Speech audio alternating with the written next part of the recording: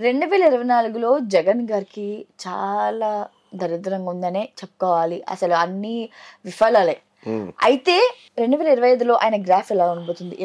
ఈసారి ఏమైనా ఆయన పొలిటికల్ కెరియర్ లో విజయం సాధించగలుగుతారా? ఎలా ఉండబోతుంది? జగన్మోహన్ రెడ్డి పని అయిపోయింది, జగన్మోహన్ రెడ్డి గారికి దరిద్రం పట్టుకుంది, ఇవన్నీ నాన్ సెన్స్. ఇవన్నీ ఆయనకేం దరిద్రం పట్టుకోలే.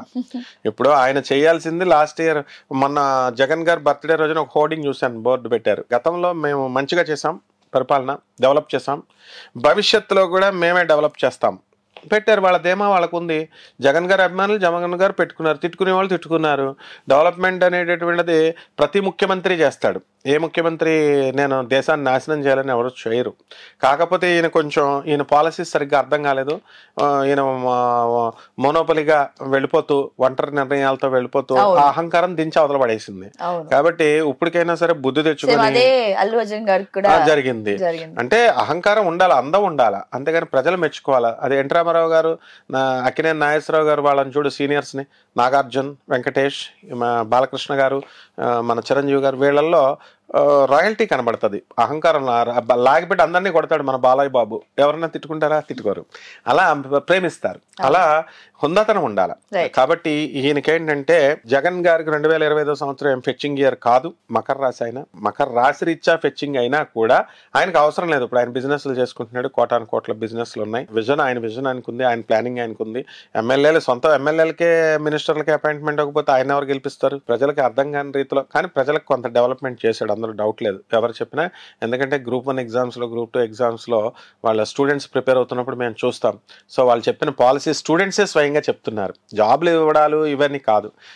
ఏదో డెవలప్ చేద్దాం అనుకున్నాడు, అది కుదరలేదు. సో ఇప్పుడు అవసరం లేదు. మళ్ళీ ఎలక్షన్ ముందు 1 year ముందు జగన్ గారు దిగుతాడు, అప్పుడు ఉంటుంది అనమాట. బాగుంది. షర్మిల గారి పొలిటికల్ కెరియర్ ఎలా ఉండబోతుంది ముందుగా? అసలు ఫస్ట్ ఏంటంటే పాలిటిక్స్ అనగానే రోజు పేపర్లో ఉండాలా, న్యూస్లో ఉండాలా అని మనం ఎక్స్పెక్ట్ చేస్తూ ఉంటాం. అసలు అలాగా ఉండరనమాట. క్లీన్గా, స్లోగా, నెమ్మదంగా చేసుకెళ్లేటటువంటి రాజకీయ పరిణతి షర్మిల గారికి ఉంది. అంటే అప్పటికప్పుడే సడన్ గా ప్రతిరోజు మీటింగ్లకు వచ్చేసి ఇదేమన్నా ఉపర మీటింగ్లా, రోజు మీటింగ్లు పెట్టుకోవడానికి. Sharmila the daughter of doctor YS Rajasekhar Reddy, పులి బిడ్డ ఆమె, పులి. ఆమె స్వయంగానే పులి, జగన్ కంటే పులి. ఆమె నిర్ణయాలు ఆమెకు ఉంటాయి, ఆమె ప్లానింగ్ ఆమెకు ఉంటుంది. ఖచ్చితంగా షర్మిలక్క మినిస్టర్ అవుతుంది కంపల్సరీ, అందులో డౌట్ లేదు. లేకపోతే నన్ను అడగొచ్చు, చీఫ్ మినిస్టర్ కాకపోవచ్చు, డెఫినెట్గా సెంట్రల్ మినిస్టరో, స్టేట్ మినిస్టరో ఏదో ఒకటి చేయడం మాత్రం ఆమె జాతకంలో ఖచ్చితంగా ఉంది. అండ్ ఆమెతో నాకు చాలా అనుబంధం ఉంది.